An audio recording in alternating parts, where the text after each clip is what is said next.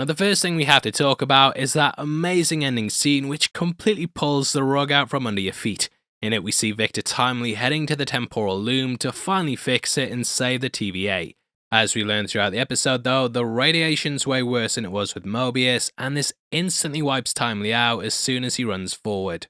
It's a lot of timely wimely wibbly wobbly stuff, and this leads to the timeline then completely exploding, destroys the TVA, ends the episode, and you just sat there like, whew, what the hell's gonna happen next?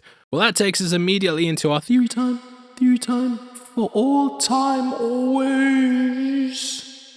Now there's a number of things going on here I want to talk about, and directions I think they could be heading in the show. Firstly, we need to talk about the way things originally seemed like they were going to go, which involved things centering around the bootstrap paradox.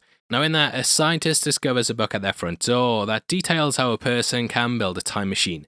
They do this and then travel back and leave themselves the book, and the cycle then continues. That goes on for eternity, and I know I've talked about it a lot before in other breakdowns, but we kinda need to outline it to talk about what happens here. We've seen what initially appeared to be the paradox at play, with He Who Remains getting Ravonna to leave himself the book.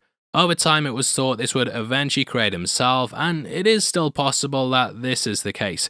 Now the first thing that's happening potentially is that this was all a mistake, and Victor Timely wasn't supposed to die here, but they left things too late. This now means that there'll be no He Who Remains, and someone must still carry the burden of sitting in his spot. The cycle is now broken, and from here on out, there's no set rules for how this is gonna go. The Council of Kangs will continue their work, and in the end one of them will probably come out on top. It's in Kang's nature to never have a partner, and thus they'll whittle themselves down until there's just one left.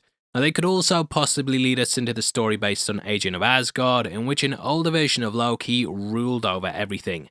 After heading into a white void, a young Loki encountered him, and it was revealed that he was in charge.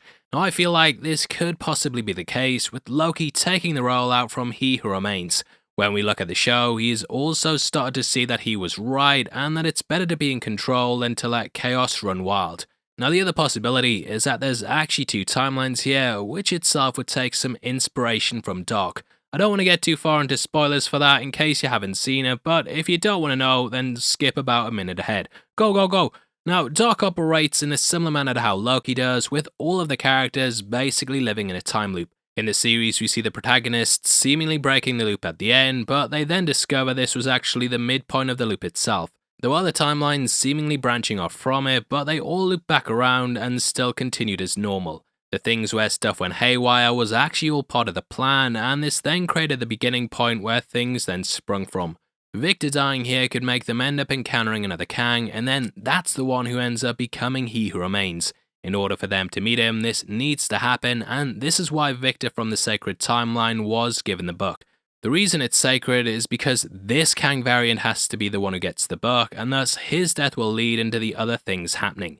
In order for He Who Remains to be found, this timeline needs to be kept intact, which in the end is why He Who Remains sees it as sacred. This is why he picked this Ravonna especially, and we know for a fact he's been playing her this entire time. Now when Loki and Mobius arrived, we saw that they were in a branched timeline, so maybe He Who Remains is still in the sacred one, with Victor then going off into the offshoot where he ends up dying. Also, forgot to mention last week, but the name Timely itself is a nod to Timely Comics, which eventually became Marvel. Now the last theory for this bit, last theory time for now, but this might actually be a 4D level chess move by He Who Remains. As we know, he will eventually be born again, and he'll end the multiversal war by destroying every Kang. In order to do this though, he has to wipe them out, which this entire plan, that might have been the goal. He Who Remains could have known that Victor would have to die, and thus he set things in place to kill one of his variants. I think the man's going after the Council, and he could even be the version we encountered during Quantumania.